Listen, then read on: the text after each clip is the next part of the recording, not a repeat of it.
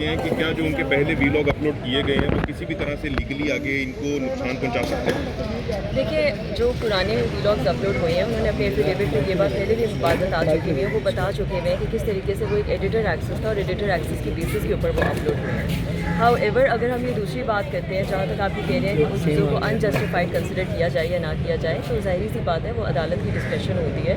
लेकिन उन्होंने एक हमारी तरफ से एक एप्लीकेशन, एक इंटरिम एप्लीकेशन सीखी हुई है जो कि हम उनको अगली समात में जमा करवा देंगे। अच्छा मैम, ये बताइएगा कि अभी तक जो डकी भाई ने जितने भी यूट्यूब पे जो वीलॉग जो हैं वो अपलोड किए हैं, इसका हवाले से NCCI ने कहा था कि हम अलग से भी प्रोसीड करेंगे। क्या NCCI की जानिब से उसके खिलाफ अभी तक कोई दरख्वास्त जो है वो दायर की गई है? नहीं, बिल्कुल कोई उनकी तरफ से कोई दरख्वास्त नहीं आज सच उनकी तरफ से आई गई, बल्कि आज की समात में जज साहब ने जब उनसे पूछा भी कि आपको किसी किस्म की कोई प्रॉब्लम है, तो उन्होंने वहाँ पे खड़े होकर ये बात की इनकारी की है कि हमें किसी किस्म का कोई प्रॉब्लम नहीं है। अच्छा मैम, इसमें ये बताइएगा कि अभी जो यानी कि मैं आपसे दोबारा ये जो चीज़ पूछ रहा हूँ, क्योंकि मैंने जितने भी मेरी क्लास हज़ार से बात हुई उनका ये कहना था कि केस प्रॉपर्टी के साथ अगर छेड़छाड़ की जाती है तो वो मुलजिम को ट्रायल के अंदर उसका नुकसान हो सकता है। तो अब जो यूट्यूब चैनल है इनका यूट्यूब चैनल भी केस प्रॉपर्टी था, क्योंकि NCCI की जानिब से इसको सीज किया गया। तो आप कैसे समझते हैं कि इसके खिलाफ, इसके ऊपर जो है वो इनके लिए प्रॉब्लम नहीं बनेगा? देखिए, केस प्रॉपर्टी में उनकी वो एप्लीकेशंस हैं जो उनके चालान में लिखी गई है। अगर उन एप्लीकेशंस के साथ या उन चैनल्स के साथ, उस चैनल में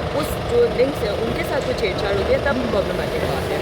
ओवरऑल जो चैनल है उसके साथ तो पहली बात कोई इशू था भी नहीं। हाउएवर अगर उन्होंने वो जिस अकाउंट से उसको सीज किया गया उस अकाउंट से उनकी तरफ से कोई वीडियो अपलोड नहीं हुई, और मैं ये रिपीट कर दूँ, उस अकाउंट से उन्होंने अपलोड नहीं की गई।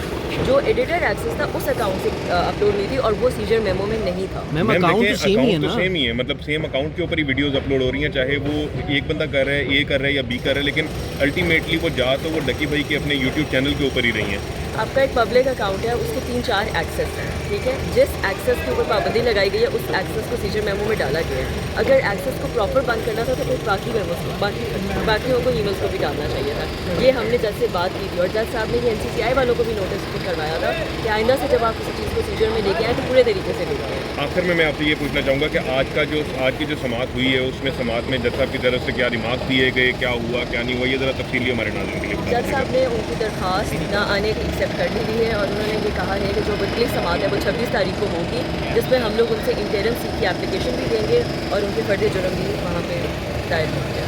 बहुत शुक्रिया मैम। जैसा कि थैंक यू मैम। जो दूसरी अपोजिट पार्टी है उनको कोई प्रॉब्लम नहीं है। अच्छा, उनको कोई प्रॉब्लम नहीं। अरूप का बताएं कि उसका जो केस चल रहा है उनका क्या मामला है, उनका कसूर क्या है ये बताएं। उनका कसूर ये है कि जैसे इस वक्त आप इंटरव्यू ले रहे हैं वो वहाँ पे वीडियो में साथ खड़ी हुई थी, बस दैट्स इट। उसके अलावा कोई उन्होंने वीडियो वगैरह नहीं बनाई? उसके अलावा उनका कोई कसूर नहीं है, ना अभी NCCI उनके खिलाफ कुछ सामने लेके आ सकते हैं और ना उनका कोई लेना देना।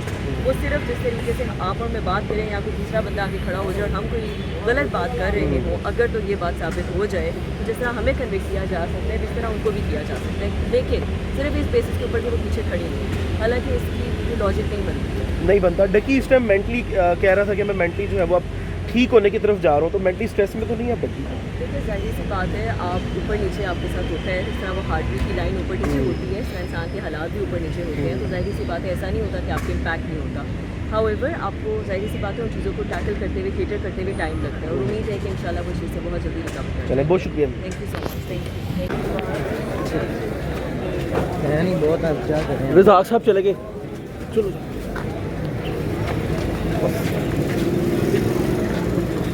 कि वैसा